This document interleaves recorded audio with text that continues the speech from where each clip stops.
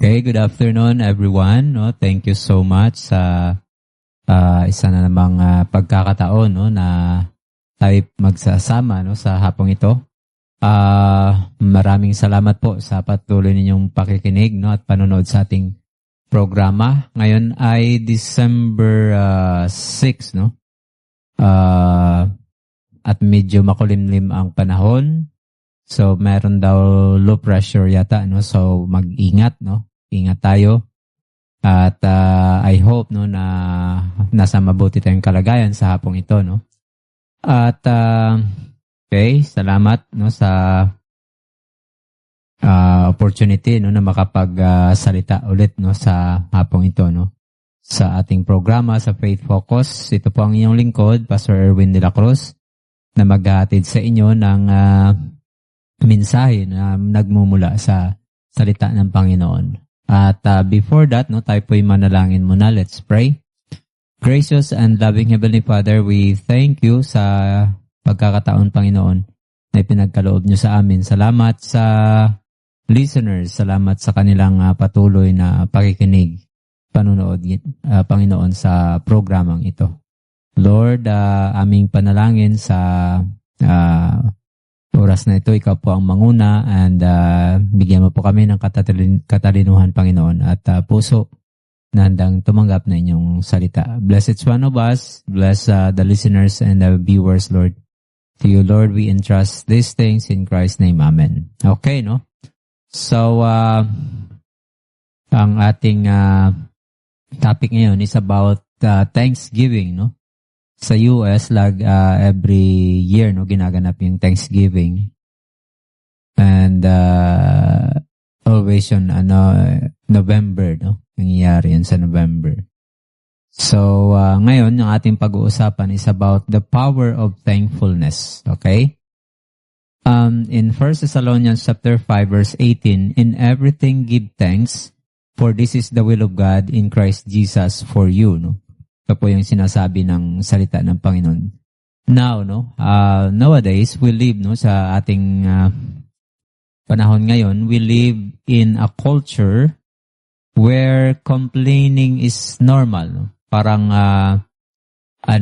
usual na yung mag-complain. No? People complain about food, about sa trabaho, about sa traffic, about sa weather condition, even in the relationship inside the family, no? And many more na mga problema, no? But, the Bible calls Christians to live differently. Dapat, kung ikaw ay nakakilala sa Panginoon, you have to live a different kind of life, no? Than the usual way of this world, no? So, si Paul nagsulat dito sa 1 Thessalonians chapter 5 verse 18. Sabi niya, in everything give thanks, no? This is not just positive thinking. It is not denial of pain either, no? It is not pretending na okay ang lahat. It is a spiritual discipline actually that leads to spiritual maturity. Yung natututo ka ng gawin yung tama, no? That is spiritual maturity, no? Now, no, today, we will uncover, we will see, no, what this verse is saying, no? Itong verse na ito, no? Praise by praise, atin pong titingnan kung anong sinasabi ng salita ng Panginoon patungkol sa pagpapasalamat, no? So, the title of this message is The Power of Thankfulness. So, number 1, the command. Una tayo dito sa command ng pagiging thankful. No? Sabi dito, in everything give thanks, no? For this is the will of God in Christ Jesus for you. No? Si Paul, no? He begins with a clear, no, at direct na command na sinabi niya, give thanks. No? And this command is short, no? Simple, but profound. It is not framed as a suggestion, hindi ito suggestion or motivational lang na message. It is divinely authoritative. Kasi ang pagpapasalamat ay hindi po optional, no? Kung ikaw ay kinikilala mo si Jesus na Panginoon, then this one is not optional, no? Ang pagpapasalamat ay hindi optional. Hindi ito ano lang, no? Pwedeng gawin, pwedeng hindi, no? Parang optional lang siya, no? Parang hindi siya ganun ka-importante. But the command of Apostle Paul, no? This is divine, no, na authoritative na command, no, ng Panginoon sa salita niya, no, na tayo po'y magpasalamat. In everything, give thanks, no. So gratitude is not optional. Si Paul ay hindi nagsabi dito, if you feel like saying thanks, no, or giving thanks, do it, no. If you're not, then it's okay. Hindi ganon yung sinabi ni Paul, no? Ni Apostle Paul. Si Apostle Paul, no, ay sinabi niya na give thanks. He commands, no? Give thanks in everything. So, this praise was being expressed in what we call this is a command, no, na dapat or kailangan gawin, no. So it's in anong tawag dito? It's a command, no? So he commands give thanks, no? In everything. So this is not optional. Sinabi sa 1 Chronicles 16 verse 8 to 10, no? David commanded Israel to give thanks and praise to God, no? It was not optional, it was an act of obedience.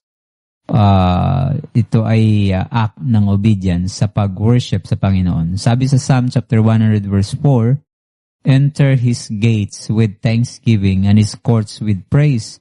Give thanks to Him and bless His name. So worship, no, at yung pagpapasalamat, yung gratitude ay inseparable ito, no. Hindi pwedeng mag-worship na walang pagpapasalamat. Every time we worship, nandun yung konsepto ng pagpapasalamat. The mere fact that you come to God, no, in worship is you acknowledge that God is the giver and that you are the recipient of the blessing. Diba? So, when you come, no, to worship, nandun na kaagad yung yung desire, no, to give thanks to God for what He has done, no, sa ating mga buhay. So, kung mag-worship tayo, no, hindi pwedeng hindi kasama dun yung pagpapasalamat, no, pagpapuri, no, sa Panginoon. So, palaging nandyan yan, no, it's inseparable. Worship and thanksgiving is inseparable. Colossians chapter 3 verse 17, and whatever you do, in word or in deed, do everything in the name of the Lord Jesus, giving thanks to God, the Father through Him. No? Even daily actions, no, dapat it should be labored with gratitude. Dapat laging no, ingredients yung gratitude when we come to God, no. In everything that we do, no, dapat it must be done with thanksgiving sa Panginoon. So, even yung ating daily, no, yung everyday actions natin, ay dapat nandun yung pagpapasalamat sa Panginoon. So, thanksgiving is not about circumstances. It's a command because God's goodness and faithfulness are constant. So, pagpapasalamat yun, no? Ang thanksgiving ay hindi patungkol sa circumstansya, no? Kung anong meron tayong circumstance, no? Kasi kung yun yung basihan ng thanksgiving, then thanksgiving would be difficult to do. Why?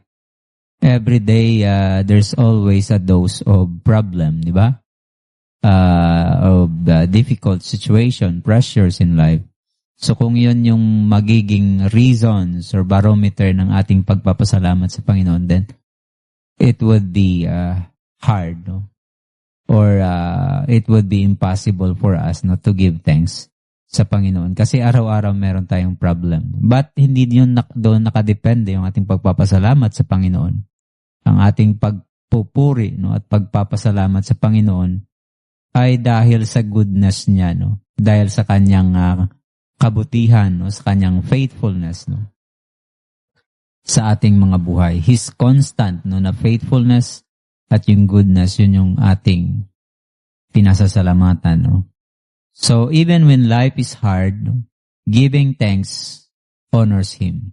Lalo na, no, pagka mahirap yung sitwasyon at patuloy tayong nagpapasalamat sa Panginoon, it give glory sa Panginoon, di ba? Because it's a choice. It's a hard choice sometimes na nasa mahirap, no, na kalagayan ng iyong buhay at napili mo pa ring magpasalamat sa Panginoon. That is worship. So I hope, no, that when even in trials we still choose to give thanks sa Panginoon. Hindi naman tayo nagpapasalamat dahil doon sa trials per se, no, but we give thanks because God is good, no? Because His faithfulness is constant, no? Hindi po natitigil yung faithfulness ng Panginoon dahil sa ating circumstance. Kaya dapat lang na araw-araw nating pasalamatan yung Panginoon. Next is gratitude is an act of obedience. Gratitude is a choice. Hindi ito feeling, no? We thank God even when we don't feel thankful. So, sabi ko nga kanina, it's a choice na pinipili nating magpasalamat sa Panginoon kahit sa mahirap na sitwasyon. No? Just like kung ating titingnan, no? Sa Bible, may mga tao tayong makikita dito, no? Bible character, na even in difficult time, they choose to give thanks. Sabi dito sa Habakkuk chapter 3, verse 17 to 18, though the fig tree should not blossom, I will rejoice. No? Though the fig tree shall not blossom, babasahin ko ito sa, let me read it in, the whole passage of scripture, no? Para complete dito siya. Sabi dito, sa Habakkuk chapter 3, although the fig tree shall not blossom, neither shall fruit be in the vines, the labor of the olive shall fail, and the field shall yield no meat, the flock shall be cut off from the fold, and there shall be no herd in the stalls. Yet, sabi ni Habakkuk, I will rejoice in the Lord. I will joy in the God of my salvation. So, kahit na, ang ibig sabihin dito ng nagsabi, no, ni Habakkuk, kahit pa mawalan kami ng pagkain, at kahit wala kaming kakainin, no, sa susunod na araw, at susunod pa na mga araw, kahit wala pa kaming harvest, at hindi na mag-yield ng pagkain ang mga alaga, no, at mga agricultural products nila, no, still, sabi niya, magpupuri at magpapasalamat pa rin siya sa Panginoon. I will joy in the God of my salvation. So, it's a choice. It's not about feeling. Kasi kung feelings lang, no, how will you feel, no, na ang iyong buong lugar ay devastated ng war, no, ng pestilence. So, if it is about circumstances, it would be impossible for them to thank God. But, of course, no, it's a choice. So, itong si Habakkuk, no, pinili niyang pasalamatan yung Panginoon. Habakkuk choose to rejoice despite hardship, no? Because gratitude is an act of the will and it honors God even in difficulty. Si Paul, no, sabi niya, rejoice.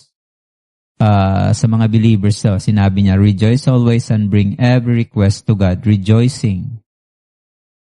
Rejoicing is a command. No? It's rejoicing is gratitude and is commanded, no, even when circumstances are challenging, no, kahit pa challenging yung situation, no. Si Job, no, maraming mga Bible character makikita natin that they choose to honor God, to praise God, no, even in difficult situation. In Job chapter 1 verse 21, sabi niya, shall we receive lang ba, no? Tatanggap lang ba tayo sa Panginoon? Sabi niya, the Lord gives and the Lord takes away. Blessed be the name of the Lord. So, siguro napakadaling basahin yan. Pero yung context na kung bakit nasabi yan ni Job ay mabigat po, no? Yung reason ng bakit nasabi yan ni Job, no? You know, si Job yung pinakamayamang tao sa kanilang lugar during that time, no? But in a matter of ilan lang, no? In that one day, na balitaan niya lahat yun, no, ng kanyang mga ari-arian, ay naubos, no? Ninakaw, nasunog, ang daming nangyari that day, no? In that day, no, the following day, day before, no, siya yung pinakamayaman, the following day, siya na yung pinakamahirap, no? Or kung hindi man pinakamahirap, isa sa mahirap na, no, na tao sa kanyang lugar dyan tayo. Na naubos lahat yung kanyang ari-arian, no? Mga livestock niya. Namatay yung mga anak niya, no? And then nagkaroon pa siya ng sakit. So imagine, no, na even yung pagtulog niya ay mahirap gawin dahil sa kanyang sakit, no? Yung tinubuan siya ng boil, no, or pigsa sa buong katawan, no? And then talagang ubos lahat, no? Including yung kanyang health. So imagine, no? But you know, even how hard life was, no, for Job, he chose to praise and thank God. Because sabi nga, no, gratitude is a choice. It's not about feeling. It's an act of the heart, no? Pagka mahal mo yung Panginoon, you still worship Him, even in the midst of suffering. And that is because gratitude is an act of obedience. So this obedience strengthens faith and aligns our hearts with God's will. Next is gratitude is the highest form of worship. Yung gratitude, siya yung pinaka-highest form ng worship. When we thank God, we are acknowledging His greatness. Yan po yung katotohanan doon, no? Pag tayo nagpapasalamat sa Panginoon, we acknowledge His greatness. That He is the Almighty God. He is the all-powerful one. No? That He is great, no? Because of what He has done. His goodness, no? When we give thanks, inaalala natin yung goodness ng Panginoon. Psalm 107 verse 1, give thanks to the Lord for He is good, for His steadfast love endures forever. So that is about His goodness, no? And then what else? His faithfulness.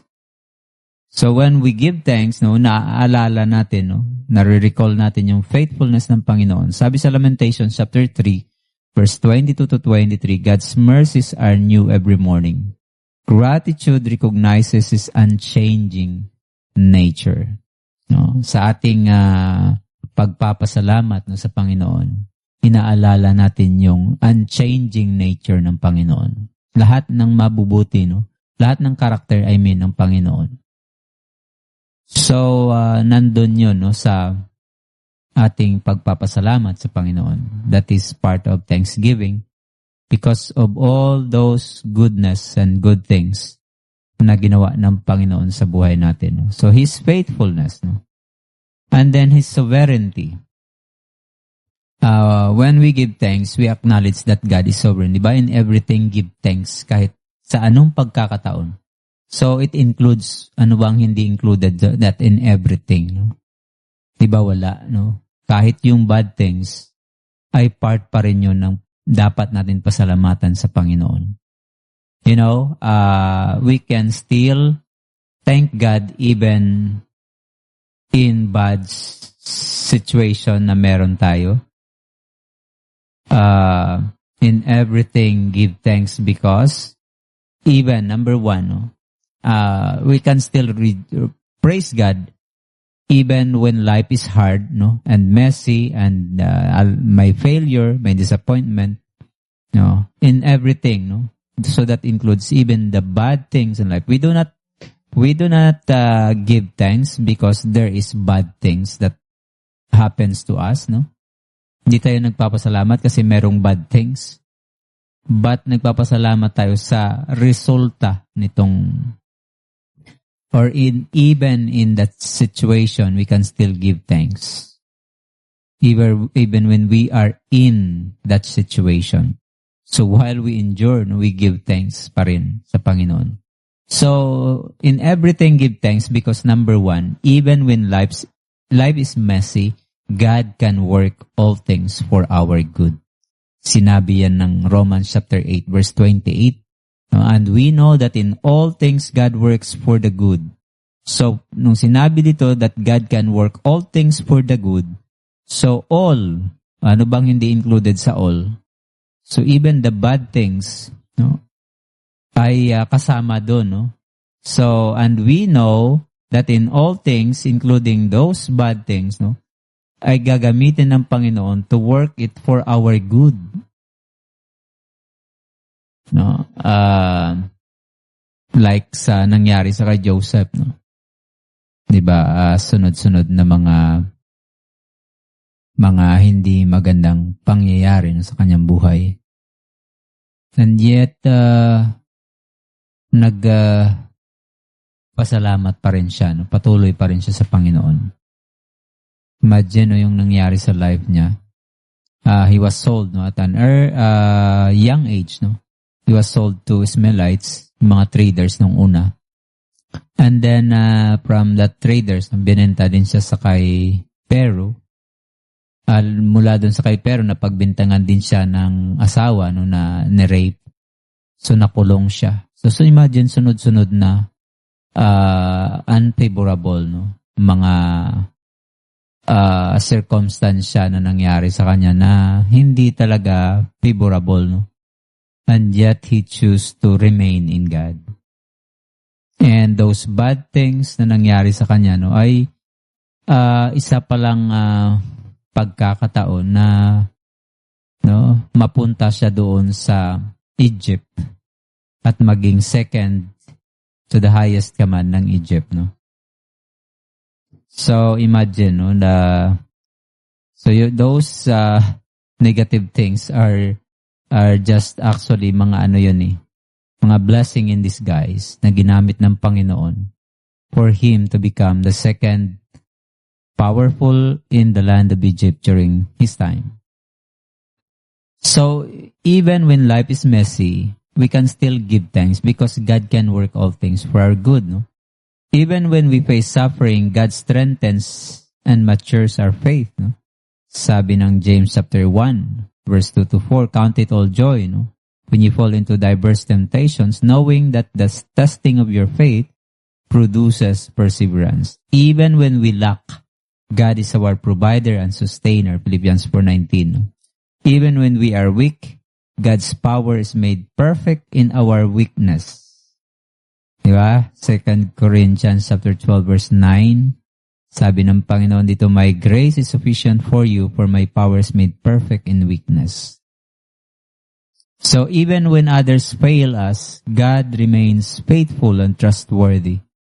So even in negative things, even in difficult things, no, situation ng ating buhay, we still have reasons, a lot of reasons to rejoice. Because we know that over all these things, no, God is our sovereign God who is in control.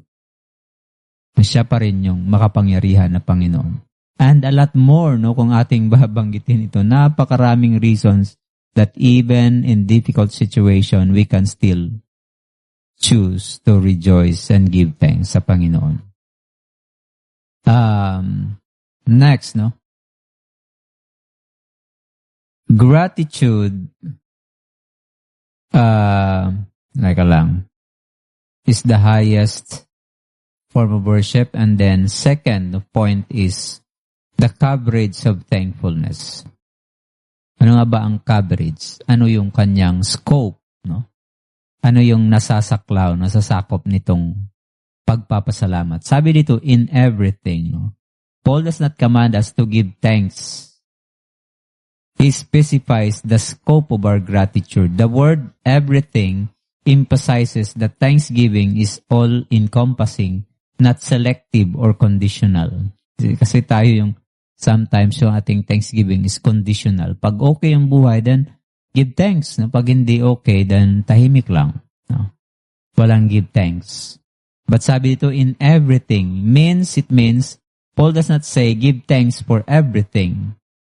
God is not asking us to thank Him for evil. Hindi rin siya nagsasabi na magpasalamat tayo sa kasalanan, magpasalamat tayo sa tragedy, magpasalamat tayo sa kalungkutan. Hindi sinabing ganun. No? Instead, He says, give thanks in everything. Gratitude is possible na kahit na naghihirap ka, ay makapagpasalamat ka pa rin sa Panginoon sa gitna ng iyong nararanasan. No? That is what it means in everything or in difficult, in painful, confusing circumstances because God is still working. Alam natin that God is working. He's working His way sa ating buhay. So thankfulness is not a reflection of circumstances. It is a spiritual posture, trusting God's sovereignty, provision, and presence in the midst of life's events. Kasi alam natin na kasama natin ang Panginoon that even within in the difficult situation ng ating buhay, we know na kasama natin yung Panginoon. He is with us. He is in us. At kasama siya natin. So, I hope na even when life is difficult, ay ito yung ito yung posture natin. Yung makikita pa rin sa atin. Makikita pa rin kaya sa atin yung pagpapasalamat kung tayo ay nasa kalagitnaan ng problema. Can we still rejoice? Naalala ko yung scenario doon sa Mark chapter 4, that nag-complain sila. Sabi nila, Lord, carest thou not that we perish? So, yung problema, nag-reveal, na ipakita ng problema kung sino sila. Tayo kaya, pagka merong problema, mahirap kaya sa atin magsambit ng pasalamat sa Panginoon. Or ayaw kaya nating magpasalamat, ayaw na nating magsamba, ayaw na nating mag-church, kasi may pinagdadaanan tayong problema. At pipiliin nating wag na lang magpasalamat sa Panginoon kasi nahirapan tayo sa buhay. So I hope that even when life is difficult, we choose to give thanks in everything. Next is itong mga biblical examples makikita natin sa Bible ng thankfulness in everything. Kanina yung binanggit ko si Job, in his suffering, he still choose to worship God. Sabi niya sa Job 1:21, the Lord gave and the Lord has taken away. Blessed be the name of the Lord. So even after losing family, after losing his wealth and health, Job still worshiped God. Yung gratitude ni Job was not for the loss, but for God's continued presence and sovereignty in his life. And then si Paul and Silas, that they continue to worship God even in prison. Recorded yan sa Bible in Acts chapter 16 verse 25 that about midnight, Paul and Silas were praying and singing hymns to God, and the prisoners were listening to them.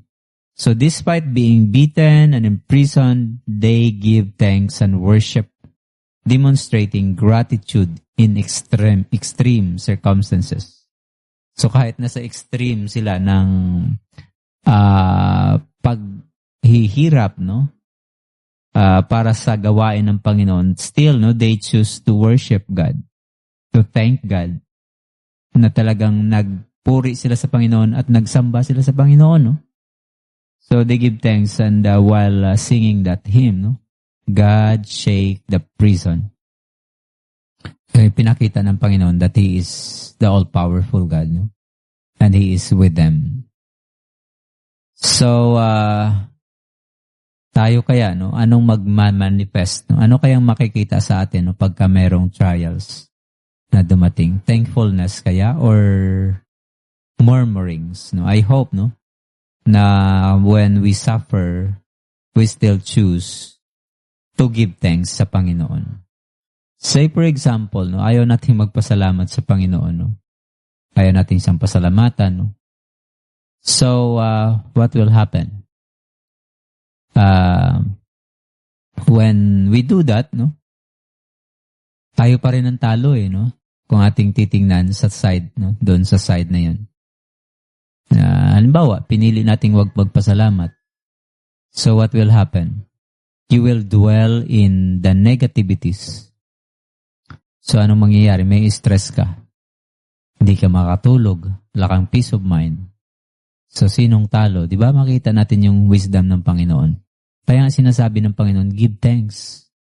Give thanks. Because there's wisdom in that command.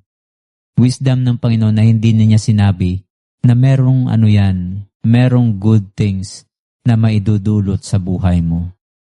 Pagka yung ating mind ay negative, then what do you expect, no, sa sasabihin mo, sa iniisip mo? So kung yung iniisip mo governed by negativities, so what will happen sa health mo? Diba? Kaya nga yung utos na yun ng Panginoon, no, ay no, pag sinunod lang natin talaga, no, tayo pa rin ang panalo, no? Because that is the wisdom of the Almighty God, no, na sinabi niya, give thanks. Give thanks. So gratitude does not depend on comfort or success. It depends on faith in God's character. So every time na magpasalamat tayo, we send a message that, I have a good, loving, powerful, sovereign God. So I can still rejoice and still will choose to express my gratitude sa Panginoon because I know na ang lahat ay nasa control pa rin ng Panginoon. I know na I can hope sa Panginoon. And after all of this, no, Panginoon pa rin yung may kanya pa rin yung sovereignty that He order all these things in according to His will, no, and His way. So, hindi dapat nakadepende yun sa comfort natin or sa success natin. Dapat yung ating pagpasalamat ay nakadepende sa goodness ng Panginoon. Say for example, no, yung ating gratitude ay nakabase doon sa comfort, no? So, kung komportable yung ating buhay, magpapasalamat tayo. What if kung hindi? What if sa buong taon hindi na komportable yung buhay natin? So, wala na, hindi na tayo magpapasalamat sa Panginoon. What if, no? Kung sa success lang tayo magpapasalamat, what if kung walang success? So, hindi na tayo magpapasalamat sa Panginoon? So, ganun ba? No? So, that is why, no, na yung gratitude hindi nakadepende dapat sa ating comfort at sa ating success, sa mga good things sa ating buhay. But dapat nakabase ito sa ating pananampalataya sa karakter ng Panginoon kung sino siya. So when we grumble, when we murmur, when we complain, what message do we send sa Panginoon? We're just sending a message na walang Panginoon. He's not in control. And whatever na nararanasan ko ngayon ay wala siyang pakialam sa buhay ko. Yun yung message na sinisend natin sa Panginoon. Whenever we complain, whenever we murmur, no, we take out God in the picture of our life. Yun yung reality doon. No? But when we express our gratitude, no, we magnify and we what? We glorify God, no? And when we do that, no, even in the midst of trial, di ba? Anong makikita sa atin? Positivity ng mga tao sa paligid. Although it's not about positivity alone, it is about spiritual discipline and maturity, no? Yun yung makikita sa atin ng tao. And when they see that, no, character sa ating buhay, makikita nila na stable nga yung ating damdamin, no? Stable yung ating damdamin dahil what? Sa anong reason? It is because we have trust in the sovereignty of God. So yun, no? So whenever we complain, ibig sabihin nun, no? We take God out of the picture sa ating buhay. Now, I hope that whenever na meron tayong difficulties and in whatever circumstance ng buhay, no, pasalamatan pa rin natin yung Panginoon. Number 3, no, why in everything? No? Why in everything? Bakit nga ba? No? Na sa lahat ng pagkakataon tayo po ay magpasalamat, no? Why in everything? Because number 1, God is sovereign. And we know that in all things, God works for the good of those who love Him. God can work all things, including the negative one, including the failures, including the disappointments, including betrayals, including lahat ng yun, no, ng mga negative. God can work it. God knows how to fix it, no? Yung mga messed up natin sa buhay, He can handle it. And when our life is being surrendered to Him, no? Sabi nga sa Bible, no, the steps of a good man are being ordered by the Lord. And because He is sovereign, He will what? He will use those things for His greater glory and for what? For our good. Just like what had happened to Joseph. Just like what had happened to Job. Si Job ay nag-mature talaga dun sa kanyang dinanas na problema. Sabi niya, nung una naririnig ko lang yung Panginoon. Ngayon, dahil sa nangyari sa akin, di ko lang siya narinig, kundi nakita ko siya. Because he experience the goodness of God kung paano kumilos yung Panginoon sa kanyang buhay. So sabi niya, nung una naririnig ko lang siya, pero ngayon nakita ko na. No? Nakita niya kung paano mag-work ang Panginoon sa kanyang buhay.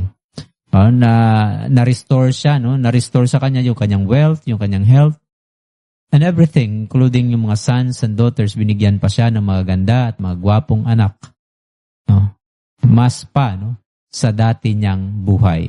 So, dinoble ng Panginoon yung kanyang ari-arian, no? At yung kanyang mga anak ay binigyan siya ulit ng anak, no? Dahil patuloy siyang nagtiwala sa Panginoon. So, in everything, no, it is important to give thanks in everything because number 2, trials produce growth. No? Yung trials ay magre-resulta ng pag-mature natin. No? We will not mature in our comfort zone. Yan yung ating tatandaan. Walang growth sa comfort zone. Ang growth ay mangyayari lang pagka merong struggle, no? Merong struggle sa buhay natin. Just like the metamorphosis, di ba? Ang story ng metamorphosis, paanong nagkakaroon ng magandang yung isang caterpillar, no? Isang uod, paanong pagkalabas niya sa kanyang cocoon ay meron siyang magandang butterfly, you know? The story behind metamorphosis, paano yan nangyayari? Yung caterpillar ay mag-struggle siya palabas ng cocoon. And while doing so, no, sa kanyang pag-struggle palabas, ay nakaka-produce siya ng heat. Yung heat na yon na magbibigay ng na mag-mature sa kanyang pakpak. At paglabas niya, no, dahil sa dumaan siya dun sa ganong proseso, ay magkakaroon siya ng malakas na pakpak. No? May isang tao, no, na habang nakikita niya yung caterpillar, tinulungan niya, no, na parang nakikita niya, parang nahihirapan tong uod na to lumabas sa kanyang cocoon. Teka nga, makakuha nga ng gunting. Ginupit niya, no? What had happened? So, lumabas nga yung uod, no? Pero hindi na-develop yung pakpak. Clumsy. Lumabas siya na clumsy. At hindi niya magamit yung kanyang pakpak. Why? Because that struggle is part of what? Of maturity. Part pa rin yun ng ng Panginoon eh. Ng proseso ng Panginoon. Hindi mo pwedeng i-shortcut yun. Even Jesus himself, no? Ay dumaan sa ganung proseso, no? Kung iyong babasahin yung Philippians chapter 2, anong nangyari sa Panginoon? He faced even the death of the cross. Yung grabing struggle, no? So tayo din, no? Sabi nga sa Bible, the servant is not greater than his master, no? So, what else, no? Not only that trials produce growth, but also gratitude protects against bitterness. You know, kung ugali natin na disiplina tayong magpasalamat sa Panginoon, no? Kahit sa mga simpleng bagay, nakikita natin yung kabutihan ng Panginoon na de-develop sa atin yung mabuting puso. No? Hebrews chapter 12 verse 11, discipline is painful but produces peace. So focusing on gratitude prevents resentment. No? Napipigilan yung ating resentment, yung galit, sa ating puso kung tayo po'y nakapokus doon sa ating pagpapasalamat sa Panginoon, papuri sa Panginoon. No? Kaya nga nung time ng Israelites journey, no, sabi ng Panginoon maglagay kayo ng 12 stones doon sa gitna at doon sa gilid ng ilog kung saan kayo unang humakbang. Why? Because those stones will remind the generation of their tribe, no, of their kindred, no, ng kanilang clan, ng kanilang lahi, kung gaano ka-good yung Panginoon sa kanila. Because malilimutin yung tao, no? Pagka hindi natin yon nilagay sa ating puso, sa ating isipan, no? Kung hindi natin na-practice yung pagpapasalamat,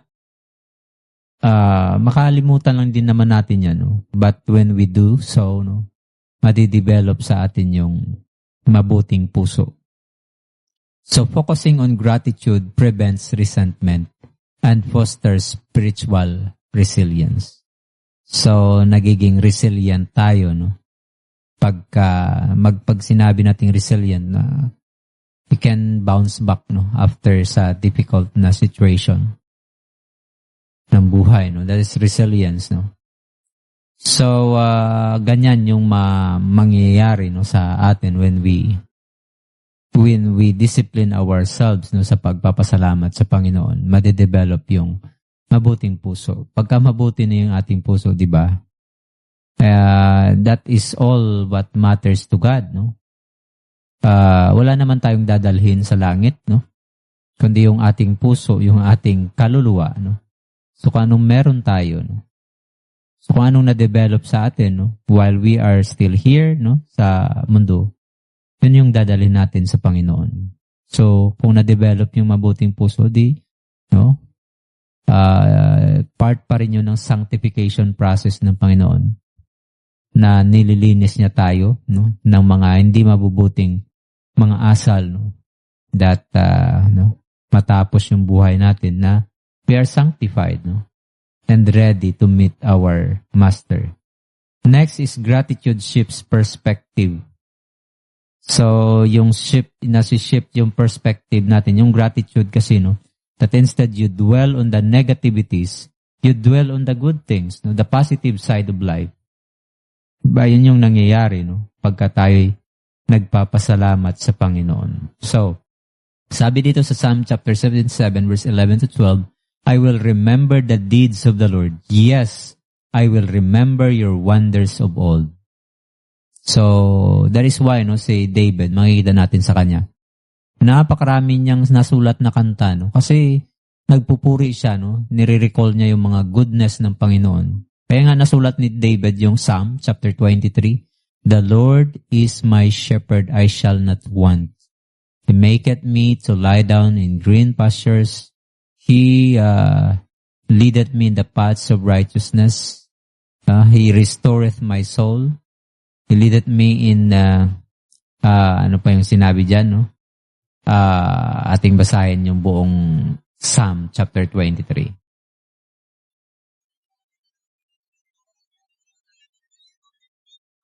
He maketh me to lie down in green pastures. He leadeth me beside the still waters. He restoreth my soul. He leadeth me in the paths of righteousness for his name's sake. Yea, though I walk through the valley of the shadow of death, I will fear no evil, for thou art with me. Thy rod and thy staff, they comfort me. So ito daw, no, according sa mga Bible scholars, possible na ito ay during nasa old age na ni David, no? Imagine na lang natin si David na nasa kanyang rocking chair, no? At inaalala niya yung mga mabubuting nangyari sa kanya na ginawa ng Panginoon. Di ba? He reminisces, no, the good things God has done in his life. So, kung yung ating mind ay nakadwell doon sa mga mabubuting bagay na ginawa ng Panginoon, meron pa ba tayong time mag-isip ng masama? Di ba? No, sabi dito, no, na he shifts, no, gratitude protects against bitterness, and gratitude shifts perspective. Instead na mag-dwell doon sa negatibong bagay na yun, yung mind mo ay na-occupy ng pagpapasalamat at papuri sa Panginoon. And while it happens, no, you glorify God. Yun yung maganda dun. Thanksgiving reminds us of God's faithfulness in the past and strengthens trust for the present. Yun yung nagagawa ng nung pagpapasalamat natin. Kasi nako-concretize, kumbaga, sa ating mind na yung Panginoon is good. Kung nangyari yun sa akin in the past, ganun din yung gagawin ng Panginoon sa akin in the future, and in the present situation ng aking buhay, ganun din yung Panginoon.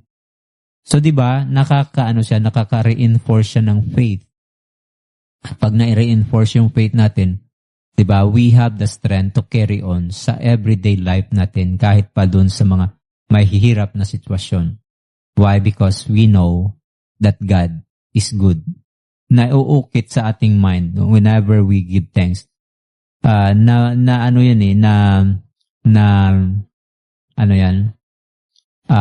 Nagkakaroon ng pathway doon sa ating brain with regards doon sa ating pagpasalamat sa Panginoon.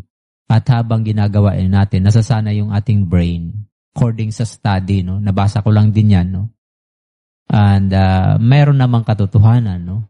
Which is nagbibigay sa atin ng lakas ng loob na pagka meron ulit tayong problema, no, yung pathway na yon na na-create, no, mahirap na yung i-erase eh. No, mahirap na yung ma-erase sa ating brain na alam natin na yung Panginoon is good. At kung nangyari man yun sa atin, no, alam natin na in the past, tinulungan tayo ng Panginoon. In the present, He will, no? And that reinforces our faith in God, no? So yun yung discipline ng gratitude, yung nagagawa niya sa ating mind, no? Now, no, how to give thanks in everything practically. Dito na tayo sa practical, no? Paano nga ba tayo magpasalamat sa Panginoon? Practically, no? Tinalang bibilisan ito, no? Number 1, acknowledge God's presence. If you know that God is with you, no, even in pain, in confusion, remind yourself, no, that God is here with me. Alam ko na ang Panginoon ay kasama ko. Kaya nga sabi ni David, balikan natin yung sinabi niya, even though I walk through the valley of the shadow of death, I will fear no evil, for you are with me. No? So, siya, no? Na mayroon siyang lakas ng loob. Kasi alam niya that God is with him, no? So, acknowledge God's presence. I-acknowledge natin yung presensya ng Panginoon. Next, look for God's work. Romans chapter 8 verse 28 encourages us to seek God's good in every situation. Tingnan natin palagi yung good things doon sa mga negatibong nangyayari sa ating buhay. tingnan natin palagi yung positive side. Like for example, sa sports, no? Pagka natatalo, usually kasi yung panalo lang yung binibilang natin, no? So we forget about that. But actually, there's no such thing as talo eh. Pagka natalo ka, no, you learn lessons. Nagle-learn ka ng lessons. So, hindi yun defeat lang, no? But actually, learnings pa rin yun, no? There are winnings, and kung defeat, no, there's learning, no?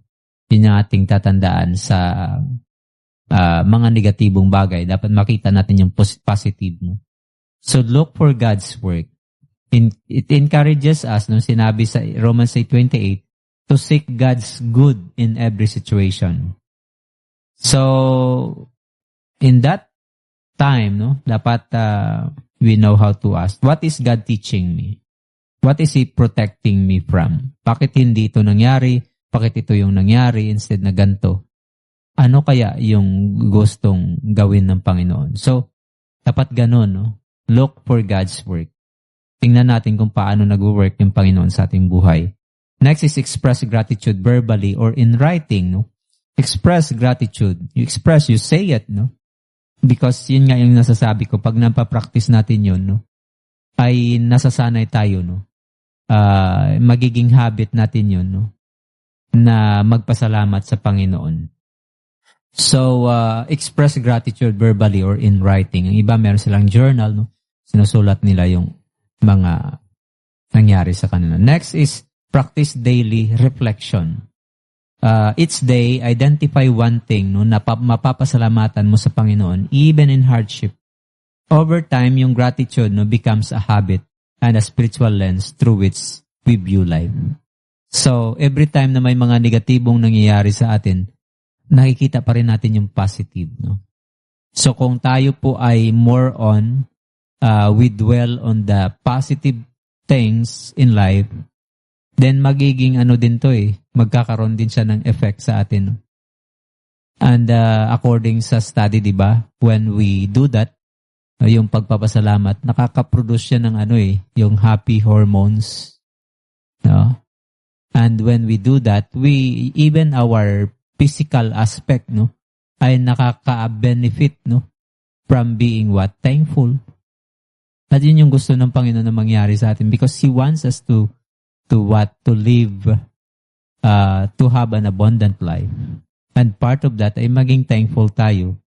At kung gagawin natin yun, no, tayo din po ang magkakaroon ng benepisyo doon sa ating ginagawa.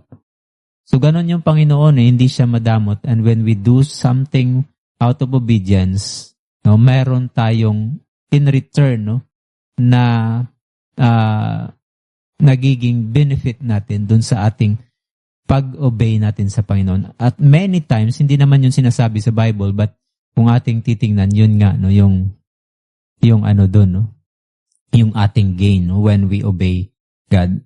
Kaya, when we obey God, there's always a blessing, you know.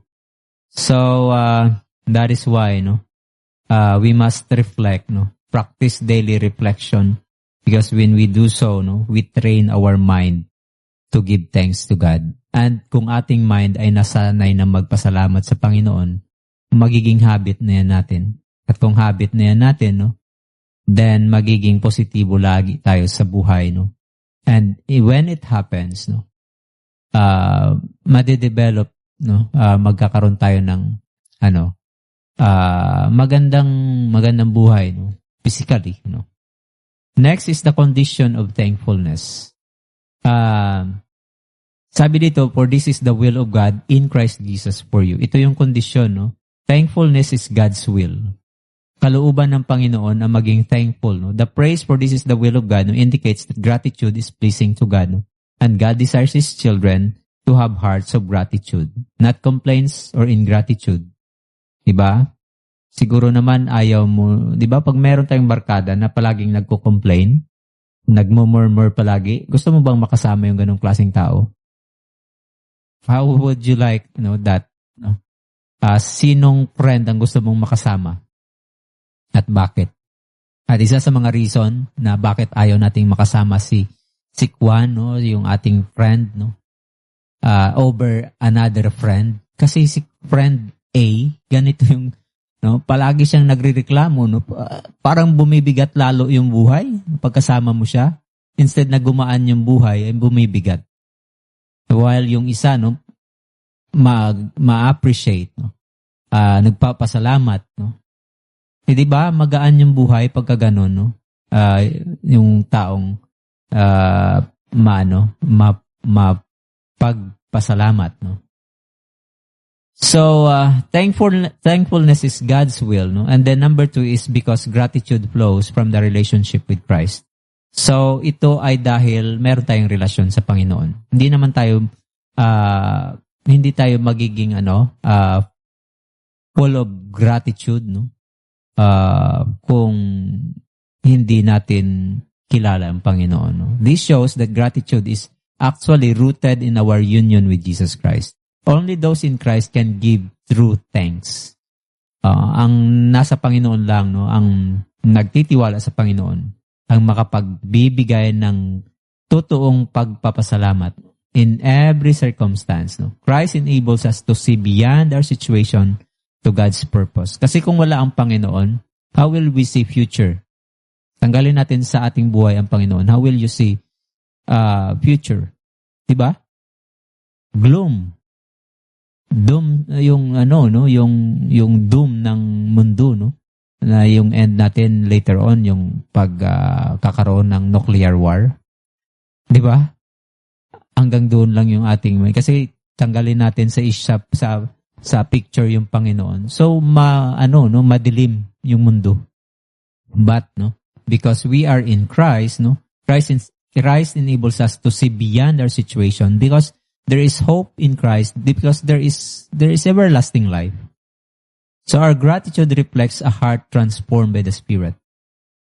Colossians chapter 3 verse 16-17, let the word of Christ dwell in you richly, teaching and admonishing one another with gratitude in your hearts to God. So prayer with, sabi dito, sa Philippians chapter 4 verse 6-7, yung prayer with thanksgiving brings peace beyond understanding. Gratitude is a spiritual habit empowered by Christ, not just a human effort. It is a sign of maturity and dependence on God. So gratitude aligns us with God's purposes. And gratitude or practical ways to obey God's will through thankfulness is number 1, start every day with gratitude. Practice thankfulness in trials and express gratitude verbally and publicly. And then keep a gratitude journal, or magpasalamat tayo verbally, and then serve others with thankfulness.